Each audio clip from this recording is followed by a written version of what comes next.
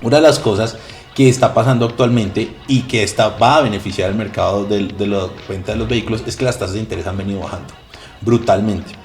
Hace tal vez un año y medio los bancos estaban prestando en promedio entre...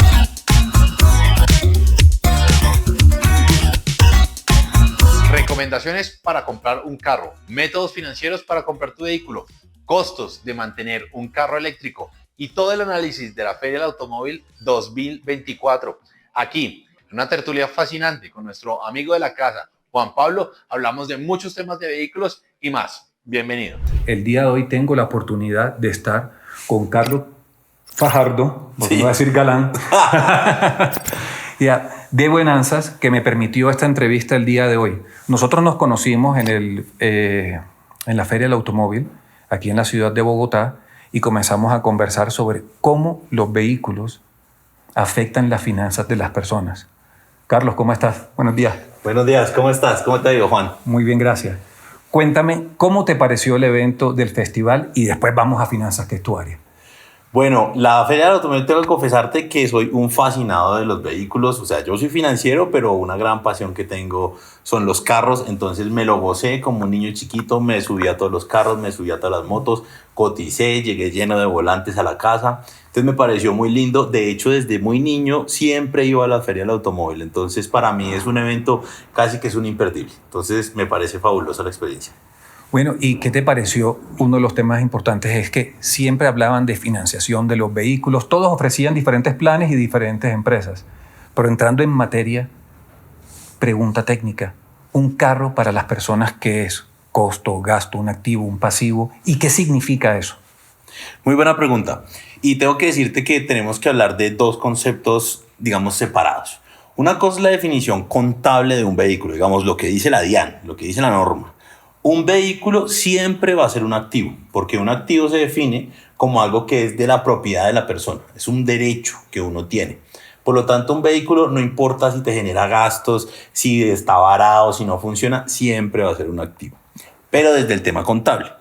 En el mundo actual, mucha gente que habla de finanzas personales ha comenzado a decir que los vehículos no son activos, que son pasivos. Y básicamente lo dicen porque cuando uno tiene un carro, se va depreciando con el tiempo y además cuesta mantenerlo. Entonces al final es como un destructor de riqueza, como que en vez de generar riqueza, la destruye. Por eso hay gente que dice que los vehículos son pasivos. Pero yo como financiero tengo que darte la definición técnica. Un vehículo es un activo. Ahora, puede ser un activo con el que generas dinero y con el que generas pérdida. Ok, pero desde la perspectiva de, como lo acabas de definir, hay dos definiciones. Uno dice, pues yo lo necesito para transportarme, movilizarme, salir a hacer la compra, estar con mi familia. Desde esa perspectiva es un activo. Por supuesto. Entonces, que se deprecia. Que se deprecia, muy bien. De hecho, el activo, hay una particularidad y es que contiene un valor. Fíjate que cuando tú compras un coche, así vaya perdiendo valor, cuando lo vendas algo te dan por él. Entonces sigue teniendo un valor dentro, digamos, o un valor representativo dentro de su realidad material, por decirlo de alguna forma. Entonces siempre va a ser un activo, un carro. Ahora, también es importante entender que el uso que uno le dé al activo es independiente de su definición. Ya más bien es cómo tú rentabilizas el capital de tus propias finanzas personales. Piénsalo de esta manera. Si tú te compras un carro, te compras, no sé, un Mercedes-Benz con todos los lujos y solo lo utilizas para ir al mercado, pues es un carro que va a perder valor en el tiempo y que va a tener unos costos de mantenimiento. Te lo gozas, lo disfrutas, te sube el ego, el estatus, tal, pero al final financieramente siempre está perdiendo valor, ¿cierto? Entonces uno podría decir que tienes un activo, que es un vehículo, pero es un activo improductivo o es un activo que te resta en términos de creación de riqueza. Ahora supón que en vez de comprarte el Mercedes, te compraras un furgón. Y el furgón también te sirve para ir a comer helado, también te sirve para ir al cine. Te ves un poco más chistoso llegando a Santa Fe en furgón, pero sirve materialmente para lo mismo. Pero ese furgón, el día que está parqueado en tu casa, en vez de tenerlo estacionado, le entregas las llaves a un conductor que vaya y mueva mercancías en Home Center. Entonces, ese vehículo sigue siendo un activo, también se deprecia, también tiene gastos, igual que el Mercedes, pero tú lo pones o lo dedicas a actividades productivas. Entonces ahí tú estás tomando una decisión de rentabilizar un activo. Pero fíjate que eso no cambia la definición de qué es un activo. O sea, que en términos generales, un vehículo para uso personal, para transportarse, para ir a la oficina, para el trabajo y todo lo demás, siempre se está depreciando, siempre. Siempre. Y igual, independientemente del uso, va a ser improductivo porque no está generando una riqueza o una actividad adicional con ese vehículo. Exactamente, eso es cierto. Y fíjate otra cosa muy interesante, Juan. En Colombia está ocurriendo un fenómeno que no ha cedido, y yo pensé que iba a ser temporal, pero parece que no es temporal. Llevamos más o menos como desde la pandemia con ese fenómeno, y es que los carros usados no bajan de precio. ¿Por qué es eso? Eso es una vaina rarísima que solo pasa en inclusive Colombia. hasta están caros. Están caros. En pandemia subieron o se mantuvieron. ¿Pero por qué? Entonces yo tengo una explicación para eso. La primera explicación es que en pandemia, no sé si recuerdas, hubo una gran escasez de productos. La pandemia nos demostró un fenómeno económico que nadie se esperaba, y es que las personas, cuando se quedaron encerradas en su casita, les ocurrieron dos cosas. La primera, aumentó su capacidad de ahorro. ¿Por qué? Porque ya no salían a comer en la calle, ya no gastaban en comidas, ya no gastaban en cine, ya no gastaban en transporte, ya no gastaban en ropa. Entonces la capacidad de ahorro en los hogares se disparó, ¿cierto? Los que pudieron mantener su trabajo, por supuesto. Los que no, pues ya sabemos la realidad difícil que muchos vivieron. Pero los que estaban trabajando, aumentó su capacidad de ahorro. Y lo segundo que pasó es que comenzó a haber una ansiedad de compra. Tú encerrado en tu casa, viendo las mismas paredes, desesperado, sin mucho que hacer. ¿Qué comenzó a pasar? La gente se avalanchó a hacer compras por internet. No solamente por las cosas básicas que necesitabas para adaptar tu casa como una oficina. La venta de sillas, de escritorios, de computadores se dispararon, pero brutalmente. Fue la época de oro para las plataformas como Mercado Libre. Pero además la gente comenzó a comprar muchas cosas por la misma ansiedad de estar encerrado. Entonces comenzaron a consumir un montón de productos digitales, cosas de lujo. Digamos, eso fue también una rareza en el mercado. Todas las marcas de lujo, Louis Vuitton, Gucci, Rolex, se dispararon las ventas en pandemia. Entonces eso hizo que hubiera una demanda demasiado fuerte de productos con las fábricas cerradas, porque en China la mayoría de fábricas estuvieron 100% cerradas porque uno de los países con mayores restricciones durante la pandemia fue la China. Entonces, lo que habían productos en inventario fabricados antes de que empezara la pandemia se vendieron súper rápido.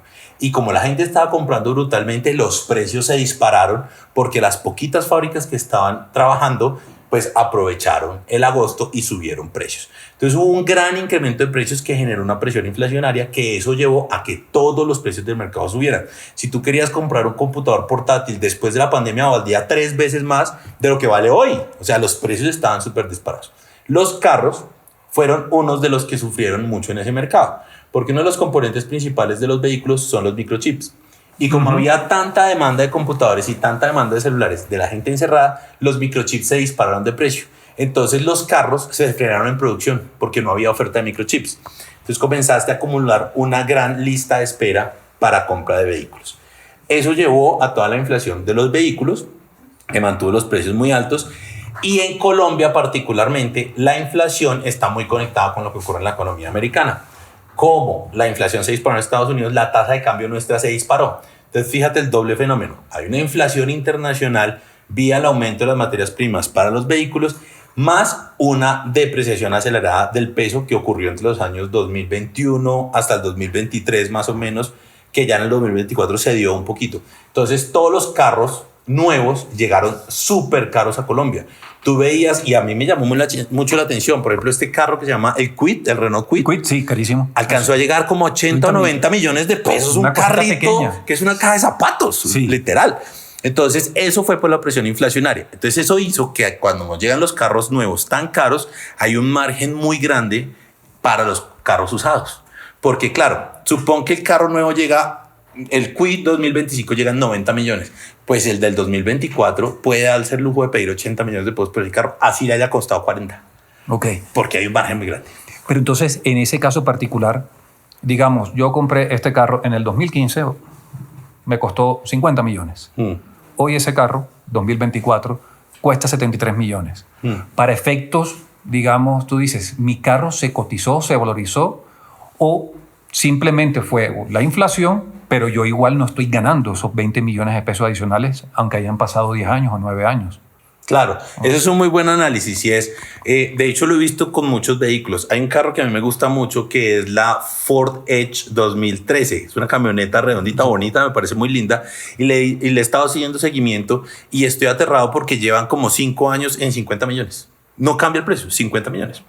Entonces, ahí no es que la gente se esté ganando una plata, sino que por los fenómenos inflacionarios el precio está siendo resistente a la inflación, digamos, a la devaluación de ese carro, a la pérdida de valor de ese carro. Entonces, hay carros, por ejemplo, como tú dices, le pasó a un amigo que tiene un Ford Fusion y ese carro a él le costó como 45 millones y hoy en día están dando como 70 por el carro. Entonces me dice, tu pregunta, ¿me gané 25 millones? Y en última yo te puedo decir sí. Obviamente la respuesta a la inflación es que tu plata se valorizó, pero es que eso es un comportamiento antinatural de los carros. Porque lo normal de los carros es, y es lo que a uno le enseñaron desde el chiquito, ¿no? Si usted saca un carro de concesionario, a las 2 cuadras ya perdió 20 millones. Sí, eso siempre le enseñan a uno. Pero el fenómeno en el que estamos ahorita, eso no está pasando. Tú sacas el carro de concesionario y casi que el carro se mantiene exactamente el mismo valor, efecto inflación y efecto de devaluación. Entonces, pero si lo ponemos, digamos, en palabras más sencillas, porque varias veces he tenido esa misma discusión de, no, yo lo compré en 50 y ahora cuesta 70. Y yo digo, pero es que, ¿será que ahora el dinero vale menos? O sea, no sé, no es que necesariamente se haya valorizado. Uh-huh. Porque yo digo, o sea, no es lo mismo 50 millones hace 10 años que 70 de hoy. Sí, total. Y en eso tienes razón. Y uno tendría que hacer, digamos, el cálculo matemático si realmente uno ganó algo descontándole la inflación. Eso se llama en economía poner cosas en precios constantes. O sea, descontarle a un valor en una fecha la inflación para poderlos comparar entre fechas diferentes y hacerlos similares. Entonces habría que hacer el cálculo matemático si 50 millones de hace 5 años a hoy son los mismos 70. No sabría decirte, pareciera que ese es casi exactamente el mismo valor si yo descontara la inflación, pero lo que sí es cierto es que eso es un fenómeno antinatural de los carros. Porque entre más andado un carro, pues por lógica debería ser más barato, ¿no? Exacto. Entonces, si yo tengo un carro de 10.000 kilómetros y uno de 100.000, yo digo, el de 100.000 vale menos. Y no es lo que está pasando. Y entonces voy a esta pregunta, que es algo que está pasando, y tocaste el tema ahora con lo de pandemia, que lo vivimos todo. Oye, inclusive, dato curioso, tú sabes que durante pandemia, BMW, sobre todo la serie 320, la serie 3, sí, ellos te podían vender el carro nuevo, pero sin pantalla. Ellos te decían, tienes 2 opciones, o lo coges nuevo, full price, con pantalla, o te esperas y te lo doy con pantalla. Tú dices, ven acá, me estás dando un carro en el 2022. Me dicen, no hay chips. Tú dices, sí, pero es que yo estoy comprando un carro de lujo, que tiene que venir mínimo con eso. Tómalo, déjalo. Buenísimo. BM tuvo eso. Bueno, entre otras decisiones ilógicas que hizo, pero yo quería preguntarte, hoy en Colombia, ¿no te parece que los vehículos están costosos? Desde el entry level. O sea, no nos vayamos con marcas, Mercedes, BM, Audi. No, vámonos Chevrolet, Suzuki, Renault, que tú dices, oye, el precio de entrada está creo que mínimo en los 56 millones. Uh-huh. Y si metemos el tema de sueldo mínimo o un sueldo básico de una persona, ¿cómo adquiere estos carros con estos precios tan elevados? Y yo sé que hay un tema arancelario, pero ¿cómo se explica eso? Uh-huh. Ya explicaste cómo va la historia, pero tiene que llegar a un punto donde las empresas tienen que decir, oye, uh-huh, la gente no está accediendo o no puede acceder a carros. Uh-huh. ¿Y a qué se debe todo esto? Sí, yo creo que, es más, yo creería que estamos ya un poquito en la senda de que los precios se están corrigiendo, porque lo he visto. El carro que utilizábamos de ejemplo, el Kwid, llegó a un punto que valía como 80 millones. De hecho, un carro que le estoy haciendo seguimiento era el Suzuki. ¿Has visto este Suzuki, el Swift? Sí, el Suzuki que es Swift, híbrido. El híbrido, exacto. Sí. Ese carro llegó al mercado en 84 millones y ya en la feria, pero como en enero de este año ya lo estaban vendiendo como en 60 y pico de millones. O sea, le han venido descontando el nuevo, el 0 kilómetros. En la feria lo volvieron a subir porque llegó la versión automática, porque era mecánico. Y creo que llegó como en 80 millones. Creo que llegó, me perdona si me equivoco en la cifra. Entonces, ¿eso qué me dice? Me dice 2 cosas. 1, los inventarios de vehículos a nivel internacional ya se están recomponiendo. Por eso están tratando de mover mucho más vehículos y los precios comienzan un poquito a acercarse. Y 2, la corrección o la revaluación del peso que hubo a finales del 2023 y durante el primer semestre del 2024 está ayudando a la bajada de los precios. Por eso inclusive ahorita en la feria, y eso sí me llamó la atención, había vehículos de 45 millones, uno eléctrico que vimos, obviamente es un carrito súper sencillo, Sí, súper básico, pero sí, lo que tú dices, de los, digamos, de las marcas importantes, yo creo que el más barato sí está como en los 50 y pico millones que tú dices. Entonces yo que creo que estamos en una pequeña curva donde tal vez los precios se están corrigiendo, pero es que vienen de una alza demasiado grande. Entonces todavía están muy altos. El carro de entrada a la Mercedes-Benz creo que está por encima de los 200 millones. Cuando tú encontrabas un A, lo encontrabas por debajo de los 100. Sí, claro. Y ya no, Sí, ya no hay lejos. carro por debajo de 100 millones en la Mercedes-Benz. Entonces sí, claramente ahí hay un efecto de precios que subieron demasiado y se están corrigiendo de una forma demasiado lenta. Esa palabra que utilizas, corrección. ¿Cómo se da esa corrección? ¿Quién la da o qué factores existen para que se corrijan esos precios y se regule? Yo supongo que se dice que se regule el mercado.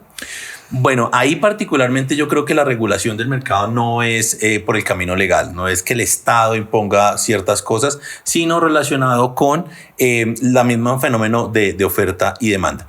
Como te decía, vamos a comenzar a ver, y de aquí en adelante, y de hecho lo estamos explicando en otro video de YouTube en nuestra cuenta de Buenanzas, y es que la implementación de la tecnología del carro eléctrico va a impactar el mercado automotriz en dos factores. El primero es que los carros eléctricos cada vez van a ser más baratos. O sea, si tú miras el primer carro eléctrico Tesla, era un carro de 200 o 250 mil dólares. Ya Tesla tiene en el mercado carros de 40 mil dólares. 36.000 creo que es el entry. Exactamente. O sea, es una curva que va cayendo en la medida que la tecnología se va implementando, que es lo que pasa con todo. Como la historia de los celulares. Los primeros celulares eran imposibles de comprar. Hoy en día hay celulares para todos los estratos sociales. Entonces, lo mismo va a pasar con los coches eléctricos. Vas a comenzar a ver carros eléctricos. De hecho, en la feria había como unos 3 o 4 por debajo de los 80 millones de pesos. O sea, ya marcas debajo de 80 millones de pesos, carros eléctricos de autonomía de más de 300 kilómetros, que es, digamos, como un estándar que se está volviendo en la industria. Entonces, lo primero es que los carros eléctricos van a seguir bajando de precio y se van a empezar a popularizar un montón. Y lo segundo es que la alta demanda de los carros eléctricos, de hecho me llamó mucho la atención que en la feria la gran mayoría de carros eran eléctricos. Y había muchas marcas nuevas que están incursionando en el mercado ahora mismo. Absolutamente. Hasta Zeekr, bueno, que Zeekr es de lujo. Sí, pues, sí. Divinos además. Por cierto, sí. Sí, muy lindos. Pero empezaban, creo que uno estaba en 270 y algo, y yo decía...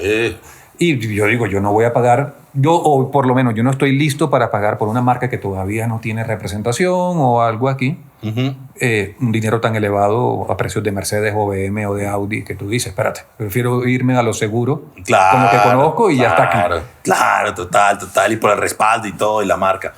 Entonces, y creo que el segundo fenómeno que va a ocurrir ahí es que el aumento de la demanda de los carros eléctricos, el mejoramiento de la tecnología y que va evolucionando, va a tener una presión de baja demanda en los carros de gasolina. O sea, hay muchas empresas que no han hecho la transición de los carros de gasolina y les va a costar entrar al mercado. De hecho, uno de los grandes perdedores de todo este sistema es la Volkswagen y está entrando en crisis. Van a cerrar 3 fábricas en Alemania. O sea, la cosa no es normal. Y básicamente es porque la Volkswagen ha sido muy resistente a hacer la transición a vehículos eléctricos. La gran mayoría de su portafolio son coches 100% de gasolina. Y si tú miras además el Volkswagen Gol, ese carro no ha cambiado en los últimos 20 años. ¿Y cuánto cuesta? Y cuesta un poco de plata, entonces es como, no tiene sentido. Oye, y ellos vienen de un golpe de hace unos años con, ¿te acuerdas del Dieselgate? Claro. Que los habían sancionado fuerte. Fuertísimo, perdieron un montón de dinero por hacerle trampa a las emisiones con los vehículos, exacto, con sus motores y creo que Volkswagen no se ha podido recuperar. De hecho, el gran ausente de esta feria, o tal vez fue que yo no lo vi, tú me corriges, pero yo no vi los carros Audi. No vi a los Audi. Ahora que me dices, yo tampoco vi. Creo que no estaban, o no sé. Pero yo le di como, creo que pasé por toda la feria y me parece no haberlos visto. No vi Audi y te digo porque en algún momento Mitsubishi estaba como en otro pabellón y lo mismo Porsche. Sí. Y ahora que lo traes a colación, yo dije, me falta Porsche, me falta Mitsubishi. Pero Audi, ¿dónde estaba? No me acuerdo tampoco de haber visto Audi. Yo tampoco me acuerdo de haber visto Audi. Y eso es un mensaje ahí muy importante, que inclusive ahora que hablamos de Audi del grupo Volkswagen, ahorita que estaba en Alemania y un tiempo que pasé en España el año pasado, me di mucho cuenta, yo no sé si tú si te fijaste, el grupo Volkswagen comenzó a sacar carros grises, como grises mate. Sí. Un gris muy particular. Y claro, de entrada es como súper atractivo, pero después me di cuenta que el mismo gris se lo aplicaron a los Porsche, a los Audi, a los Volkswagen, a toda la casa Volkswagen estaba con el mismo gris y es como, creo que aquí hay un problema de falla en diseño y de innovación porque están perdiendo terreno. No, igual también ellos utilizan, no sé cuál es la palabra correcta para decir en su economía de escala interna, porque si tú ves un Lambo, todo el sistema es Audi. Si tú abres la puerta, tú vas a encontrar que todo está brandeado de Audi. O Volkswagen, dependiendo la pieza. Entonces, digamos que ahí ellos dijeron, tenemos que, yo no sé, ¿será que vamos a ganar plata por algún lado reduciendo los costos de producción? Porque ya tenemos, sí, lo he visto sobre todo con Lambo, que ellos dicen, la pantalla y todo es Audi. Claro, y ahí tocas tú un tema súper interesante que además es muy desde el análisis de las finanzas y es cómo las empresas comienzan a tomar decisiones para optimizar costos y hasta qué punto ese ejercicio comienza a sacrificar la calidad del producto. Fíjate que lo que estamos hablando, Volkswagen se mantiene produciendo exactamente los mismos carros hace 6, 7 años, que le cambian 2, 3 cositas, pero en esencia el carro es exactamente el mismo. Y eso seguramente fue una decisión financiera y de los de operaciones que dijeron, esta es una forma de ahorrar gastos, pero cuando tú comparas hoy el Volkswagen Gol con un, por ejemplo, BYD, la Yuan Up, y la miras por dentro, el carro que vale exactamente lo mismo, el carro chino se lo lleva por delante lejos, en pantallas, en diseño, la cojinería, la forma del carro, o sea, un montón de cosas de diseño que yo digo, definitivamente no siempre el camino es recortar costos. A veces el camino es pegarle mucho al diseño de producto, mucho a la innovación y mucho a traer cosas nuevas al mercado. No, y es que eso es un gran ejemplo porque ya hay un punto donde tú dices, yo no considero que reutilizar ciertas cosas sea malo, pero hay un ejemplo, digamos, con Audi y Lamborghini. Y hablemos de la Q8, que es el flagship de Audi, y el Lamborghini Urus. Son exactamente iguales. Es el mismo motor, mismo todo. Cambia por el diseño interno, pero es exactamente el mismo motor, el mismo tren, la misma carrocería, la misma transmisión, solo que estás pagando premium porque diga Lambo. Imagínate. Y el motor en el Audi es D-Tune, que le quitan un poquito de potencia para no competir con su mismo producto. Pero en esencia es el mismo. Y mucha gente lo que ha hecho, gente que tiene el dinero, nosotros, sí.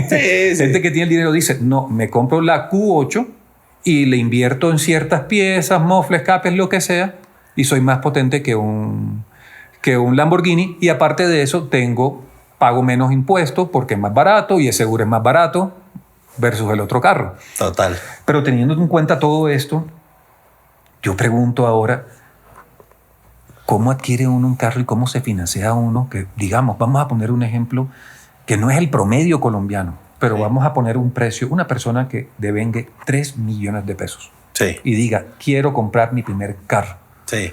Obviamente con 3 millones de pesos, bueno, sin meter el estilo de vida de la persona, si está apoyado por la familia o algo. Tú dices, yo quiero tener mi primer carro. ¿Cuánto debe de ahorrar? ¿Cómo se debe financiar? ¿Cuál es la manera estratégica de uno tomar ese primer paso? Y yo sugiero que sería, oye, empecemos por un usado, ¿o qué? ¿O cómo sería? ¿Cómo crees? ¿Cuál sería un buen consejo para esa persona? Bueno, esto, digamos que aquí yo tengo mi corazón un poco cruzado porque amante de los carros te diría, compre lo que le haga feliz, pero como buen asesor financiero tengo que partir de una posición un poco más prudente. La primera recomendación siempre es viva por debajo de sus capacidades. Es como la primera idea que inclusive es lo que tocamos en este libro de Libertad Financiera sin cuentos, que es el último libro que estamos lanzando. Y es la única forma de usted poder realmente alcanzar la libertad financiera es teniendo capacidad de ahorro. Entonces, si usted se sobreendeuda, por ejemplo, comprando un carro, o usted se mete en responsabilidades demasiado grandes en el mantenimiento de un vehículo, seguramente su capacidad de ahorro va a disminuir y por ende su capacidad de invertir, de crecer y de alcanzar la libertad financiera pues va a ser mucho más complicada. Entonces, tengo que arrancar por la recomendación de antes de comprar un carro, primero evalúe sus finanzas si está dentro de sus capacidades comprar un vehículo y si realmente es una necesidad. ¿Sí? Hay personas que el vehículo lo necesitan para los domingos. Entonces yo les digo, si es para los domingos, ¿vale la pena tener parqueado 100 millones de pesos toda la semana en un parqueadero solo para salir un par de horas los domingos? Hágase esa pregunta. Ahora, los que definitivamente estén convencidos que quieren comprar carro, más allá del tema de la libertad financiera, Una de las cosas que está pasando actualmente y que va a beneficiar el mercado de la venta de los vehículos es que las tasas de interés han venido bajando brutalmente. Hace tal vez un año y medio, los bancos estaban prestando en promedio entre el 1.5 y el 2% mensual en intereses. Eso estamos hablando más o menos como el 18 al 24% anual. Entonces, si tú te endeudas en 50 millones para un coche, pues estás pagando más o menos $1.000.000 mensuales de intereses. Cuentas mal hechas. Entonces, hoy en día, en la feria, estaba, por ejemplo, el Banco Santander ofreciendo tasas del 0.90. El BBVA estaba ofreciendo el 0.99. Pichincha creo que estaba ofreciendo como al 1.0 algo. Entonces, eso hace que, obviamente, es mucho más fácil comprar vehículos, es más fácil tomar la decisión porque están más bajitas las tasas. Hay una pregunta importante que me hace mucha gente y es, ¿para dónde van las tasas? ¿Para arriba o para abajo? Entonces, lo que veníamos en la senda hasta ahora era que iban para abajo, ¿cierto? Y yo tenía la expectativa que iban a seguir bajando, pero que haya llegado Donald Trump a la Casa Blanca es un gran problema para la inflación. ¿Por qué? Porque Donald Trump va a implementar 3 políticas que seguramente van a ser inflacionarias. La primera, va a aumentar aranceles en los Estados Unidos. Entonces, los aranceles los va a aumentar básicamente para frenar la producción china, para proteger la industria nacional y hacer que los productos chinos cuesten más. Entonces, pues el consumidor interno elige comprar americano y no comprar chino. Lo que está planteando Trump, al menos en campaña, es que iba a aumentar hasta el 60% los impuestos de los productos chinos. Entonces, eso va a hacer que dentro de Estados Unidos los productos chinos se van a encarecer, ¿cierto? Okay. Y los productos americanos, como ganan una ventaja competitiva en precio, van a tener más demanda y seguramente también se van a encarecer con el paso del tiempo. Entonces, esa es una medida inflacionaria. Eso va a presionar el precio de los productos hacia arriba.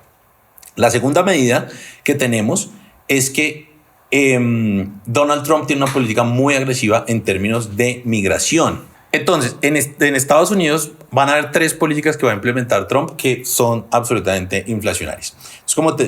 La primera es que Estados Unidos tiene una política de aumento de aranceles, más o menos el 60% de los aranceles en productos chinos. Eso va a necesariamente hacer que todos esos productos importados vayan a aumentar de precio. El consumidor nacional va a decidirse por productos americanos, entonces al aumentar la demanda de esos también va a haber un crecimiento del precio. Por eso se dice que el aumento de los aranceles es inflacionario. La segunda medida que plantea Trump es una batalla de frente contra la migración ilegal. Trump lo ha dicho en campaña, nombró a una persona que va a ser como el zar de la migración en Estados Unidos, que es una persona súper anti-migrantes, y ya dijeron que inclusive van a meterle al Ejército Nacional a sacar migrantes a las malas. Eso tiene un efecto inflacionario en el sentido que si expulsan un montón de mano de obra no calificada económica del país por ser ilegal, ¿cierto? Los trabajadores nacionales van a tener más demanda, o sea, tú vas a necesitar más de lo que sí se queda dentro del país porque no tienes al migrante que trabaja barato. Okay. Entonces eso va a hacer que va a haber una presión en los salarios, la gente va a cobrar más porque hay más demanda, hay más oferta de trabajo por el retiro de los migrantes, y eso va a hacer que la gente tenga más plática entre el bolsillo, va a comprar más cosas. Entonces tienes una segunda razón de la presión inflacionaria.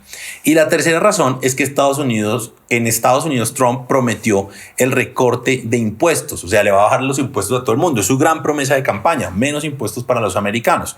Y eso va a hacer que si a ti te cobran menos impuestos del Estado, tienes más dinero entre el bolsillo para gastar, aumenta tu consumo, por lo tanto va a haber más inflación. Entonces, si Estados Unidos cumple con su palabra, todo el trabajo que está haciendo el planeta entero para frenar la inflación se va a ir para la porra, y lo que va a pasar es que los precios en Estados Unidos van a subir, y si suben en Estados Unidos, suben en el resto del planeta. Eso va a hacer en últimas que la tasa de cambio en Colombia no se suavice y la inflación en Colombia no se suavice, por lo tanto el Banco de la República difícilmente va a bajar tasas de interés. Entonces es posible que veamos que así tuviéramos la expectativa de disminución de los intereses en los créditos de vehículos, es posible que no bajen. Vamos a ver. Oye, y bueno, yo te pregunto, ya que estamos avanzados aquí en el tema, pero hablabas algo de cómo ha ingresado aquí a Colombia, la economía colombiana, los carros eléctricos. Y viene esta pregunta, a la hora de comprar, ¿qué debería de comprar yo? ¿Un carro eléctrico o un carro híbrido? Porque ¿cuál es más financieramente viable? Digamos que es la misma marca, mismo precio, uno eléctrico y uno a gasolina. Ok. Financieramente, ¿cuál sería la mejor opción para elegir? Listo, yo te diría ahí que tengas en cuenta 3 elementos. Primero, la financiación del vehículo, ¿sí? Lo que estábamos hablando, a cómo te prestan los bancos, endeudarte en tasa fija, endeudarte en tasa variable. Siempre la recomendación es endeúdese en pesos en tasa fija para que la cuota no le esté variando, así sea un poquito más alta, pero con un país inflacionario como Colombia es la mejor forma de cubrirse del riesgo. Entonces, lo primero es cómo lo vas a pagar, ¿sí? De cash, cómo haces la cosa. Lo segundo es entender el mantenimiento de los vehículos, y eso me pareció una cosa súper chévere. En la Feria del Automóvil, los vendedores ya tenían como un cálculo en la cabeza y le decían a uno, ¿no? Como, mira, con este carro te ahorras el 60% del gasto de combustible, porque hacen la cuenta más o menos por kilómetros, cuánto hace un carro de gasolina, cuánto vale el galón de gasolina y cuánto es la autonomía de un carro eléctrico y cuánto vale la carga del carro eléctrico. Entonces le decían a uno que uno se ahorra el 60% en combustible con el carro eléctrico. Sorprendentemente, y me confieso que no tenía ni idea, lo aprendí hasta la feria, me decían que una carga de un vehículo eléctrico puede costar entre 60 y 80 mil pesos en electricidad. Yo pensé que era mucho más barata realmente. No. Y vale eso. Y estamos hablando de baterías pequeñas. Y estamos hablando de una batería pequeña. Y yo tengo un ejemplo que eso viene al un próximo video con la comparación de la Volvo EX30. Tengo una persona muy cercana que la tiene y solo en electricidad del 35 al 80% son entre 80 y 95 mil pesos. Porque también entra otro factor que es la carga rápida. Si es que quieres cargar rápido o un cargador CS2 o CS1 que se demora un poquito más. Y no solo eso, depende de dónde vayas porque si tú estás arrendado, en muchos edificios no te permiten instalar el cargador en tu casa. Claro. A menos de que seas propietario. No lo había pensado, claro. Entonces, claro, la persona que no puede, en este caso particular, esa persona que yo conozco, me dice, yo no puedo instalar el cargador en mi casa, aunque me lo dio la Volvo, entonces tengo que pagar parqueadero más la carga. ¡Wow! A menos de que vaya a la universidad porque está haciendo una especialización o vaya a un centro comercial y encuentre una bahía disponible. Wow. Entonces no es tan barato como te lo venden, a menos de que lo tengas en la casa. Pero por otro lado, sí me dice, oye, la garantía me cubre 5 años y la primera revisión es a los 20.000 kilómetros. Como no hay que cambiar combustible, aceite, filtros ni nada de eso, ahí sí puede haber una reducción. Aparte de eso que también tiene el impuesto es mucho más bajo que se paga anual. Sí, se paga creo que un 40% del impuesto que es. Pero entonces ahí viene como que la mezcla entre qué tanto aquí, qué tanto allá y cómo termina ese balance. Y por eso te decía, ¿cómo lo puedes ejemplificar cuando es una misma marca, un mismo carro, mismo precio, pero son uno híbrido y uno eléctrico? Claro, yo creo que estamos en un proceso todavía de adaptación hacia la tecnología. Todavía lo que tú dices, los puntos de carga todavía son escasos, falta mucha red de carga. Hay que mirar, por ejemplo, los cargadores portátiles. Hay que mirar también cuánto va a comenzar a costar esa energía. Digamos, hay un fenómeno que uno le podría ayudar para estudiar esta situación y es lo que pasó con el gas vehicular. Yo no sé si tú recuerdas el gas vehicular cuando entró en el mercado. Sí. Eso era baratísimo, pero baratísimo era que valía a como a 500 pesos. Con las monedas del carro. Sí, eso era baratísimo. La tanqueada valía 5.000 pesos, pero ya hoy en día no es tan barato el gas. Ya hoy en día el precio es mucho más alto, sigue siendo más barato que la gasolina, pero ya no hay esa distancia tan grande. No sé si eso mismo va a pasar con la electricidad, que al final va a terminar costando una tanqueada lo mismo que con gasolina. No lo sé, habrá que ver cómo evoluciona el mercado, porque también a la medida que haya más demanda, pues seguramente el precio va a ir para arriba. Lo otro que tú dices, el mantenimiento del vehículo. Sí, en el carro eléctrico hay muchas menos piezas que haya que cambiarle al motor, en particular, como el cambio de aceite inclusive también. Pero está el tema de la batería. Y estuvimos averiguando en BYD. Fíjate que hice la tarea. Y en BYD estaba averiguando por la Yuan App, una camioneta muy bonita, 110 millones de pesos. Y me decía la vendedora que la batería de esa camioneta valía 40 millones de pesos. Me explicó que las baterías vienen más o menos para unas 4.000 cargas completas. Entonces, ese era otro tema que yo no había entendido y no sabía cómo funcionaba. Entonces, ella me decía, las cargas completas es una carga de 0 a 100%. Entonces, más o menos 4.000 cargas, ella hacía las cuentas que puede ser más o menos en 15 años o 20 años que le dure la batería. Si yo hago el cálculo de eso, o sea, un carro que yo compré hoy, más o menos en el 2040 va a estar pidiendo cambio de batería. Y cambio de batería es 40 millones que no sabemos si ese precio va a subir o a bajar en el futuro. Sí, no, pero entonces La calle está dura, pero... La calle está dura. Sí, eso es lo que concluimos todos, pero deberíamos ser, como ya para ir cerrando, hoy, digamos, ¿será que yo tomo la decisión de comprar un carro hoy, en noviembre del 2024? ¿O sería más sensato, oye, espera un poco?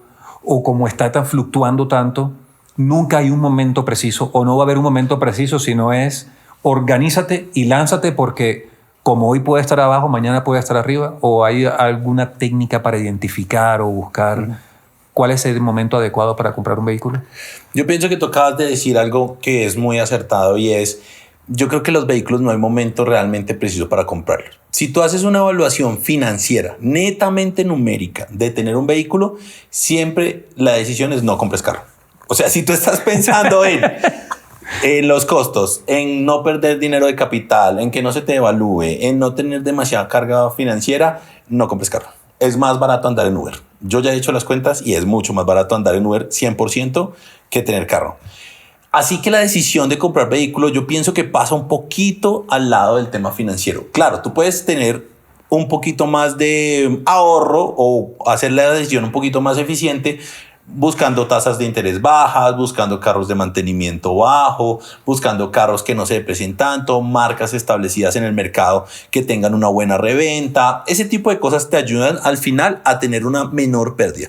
Pero en general yo creo que comprar vehículo es una decisión que no construye valor, que por el contrario destruye tu riqueza, pero que también es una comodidad, y también lo hacemos porque nos gustan los carros y también lo hacemos porque es cómodo para andar con la familia. Así que yo pienso que la decisión como tal de comprar carro va un poquito más allá de lo financiero, es un tema más de comodidad, un tema más de estilo de vida, y lo que puedes hacer es optimizar algunos elementos, pero definitivamente tener carro es un costo, sin lugar a dudas. Preguntas rápidas. Estamos en Colombia. ¿Cuál crees que es el carro que menos se deprecia? Uy, en este momento tengo entendido que las Toyotas tienen una reventa brutal y es un carro que tiene demanda todo el tiempo. Para el colombiano, una Toyota se volvió el carro por excelencia de aspiracional. Así que yo creo que cualquier Toyota debe tener una reventa muy sólida. Toyota, patrocínanos. Carro económico para empezar. Uy, yo me le apuntaría, la verdad, honestamente, yo hoy en día me le apuntaría a un BYD. Un BYD. Un BYD me le apuntaría yo, sí. Eléctrico, sin Eléctrico. A la fija. Eléctrico. Yo le intentaría el eléctrico. De pronto no eléctricos. Si fuera un carro de gasolina, yo la verdad te confieso, yo me iría por un carro usado. Creo que hay muy buenas opciones en el mercado de los usados, carros 2000, entre 2018 y 2022 con menos de 30.000 kilómetros, todavía huelen a nuevo. La tecnología no ha cambiado mucho en los carros a gasolina. Si tú te das cuenta, los carros a gasolina, al contrario, como que las marcas dejaron de invertir en el carro de gasolina, y el carro de gasolina del 2025 es muy parecido al del 2021. Tú ves verdadera innovación y transformación en interiores y en diseños exteriores es en los híbridos y en los eléctricos, pero el de gasolina no. Entonces yo creo que buena decisión de entrada puede ser comprarse un carro usado más o menos de entre el 2018 y 2022, 20.000, 30.000 kilómetros, que esté en perfecto funcionamiento. Creo que puede ser un buen negocio. ¿Y el carro de lujo que quieres cuál es? Uy, el carro de lujo que yo me compraría. Uno ponga Colombia. Comprable en Colombia. Yo te diría que yo me decantaría por un Boxster. Un Porsche Boxster convertible rojo sería una gran decisión para la colección. O si no, me iría por... ¿sabes cuál carro me gusta harto? Una Mercedes-Benz GLB 200. Me parece una camioneta... La cuadrada, la que es más cuadrada. Cuadradita, sí. Compacta, linda. Y además estoy aterrado. La primera versión de ese carro a Colombia llegó en 156 millones. Y ahorita está casi en 280. Es como, wow. Sí. Impresionante. Yo te compro la idea. Yo quiero el 911 Dakar. Ok. Que yo creo que es el más apropiado para Colombia y sus huecos. Sí. Y yo también... Aunque yo soy de BM, el carro que a mí me gusta, la camioneta, es la GLS. No la G-Wagon, no la clase G, no la cuadrada, no, la GLS. Me parece que es un carro elegante, bien. Inclusive la Volvo, la XC90, me parece aún más elegante. Linda. Sí, uno siempre donde llega, señor. Linda. Sí, ya. Muy señor. Sí, es muy elegante. Sí. Muy de tu estilo. Sí. Hombre, Carlos, de verdad, muchísimas gracias, porque el día de hoy yo quería esta oportunidad también, no solo para conocerlos, para darnos a conocer, sino Oye, qué chévere todos los consejos financieros que nos has dicho, cómo apreciar o cómo ver la economía de las personas y del hogar al final del día, porque el bolsillo de uno es lo que más le duele y no está para regalar plata ahora en este momento. Totalmente. Y así que voy a dejar en el video, en la descripción, las redes de Buenanzas y de Carlos para que lo sigan en Twitter, en Instagram, en YouTube. También estamos, sí. TikTok también. También TikTok. Entonces ahí van todas las redes para que lo sigan a ellos y para que ustedes se asesoren financieramente. Creo que aunque estamos hablando de un tema que originalmente se empezó como light, hablar de carros, los carros cómo terminan afectando, un artículo cómo termina afectando la economía, no solo de la persona, que puede llegar a afectar la economía del hogar y cómo debemos de tomar las decisiones financieras más inteligentes y con cabeza fría a pesar de la pasión y el gusto que tenemos por los vehículos. Entonces, de verdad, Carlos, muchísimas gracias por tu tiempo. A todo el equipo que está aquí detrás de la cámara, que nos están viendo, muchísimas gracias a ustedes por esta oportunidad. Y este fue un capítulo de One P Tech con Buenanzas.